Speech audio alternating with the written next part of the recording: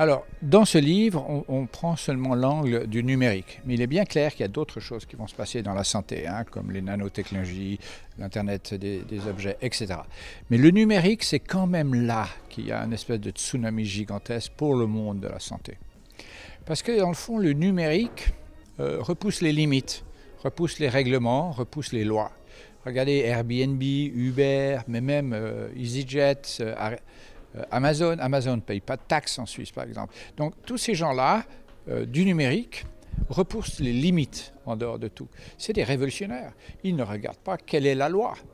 Et quand Économie Suisse dit qu'il faut des conditions cadres, ils se trompent. Il ne faut pas de conditions cadres pour eux. Un peu comme on a fait avec la FinTech. Il faut leur donner un environnement libre.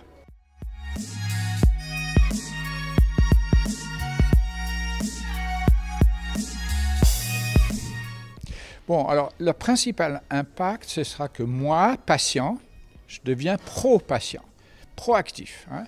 Donc je serai un patient qui sera au courant de son évolution. Par exemple, quand je taperai sur mon clavier d'ordinateur, l'ordinateur pourra me dire à peu près 2 ans avant la médecine classique si j'ai une Parkinson.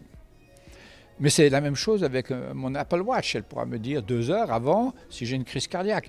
Toute cette prévention qui est liée à la prédiction, c'est extraordinaire parce que je vais pouvoir corriger le tir. Vous savez, si 2 heures à l'avance, vous savez que vous avez une crise cardiaque, vous passez à travers, vous ne mourrez pas. C'est quand même pas mal.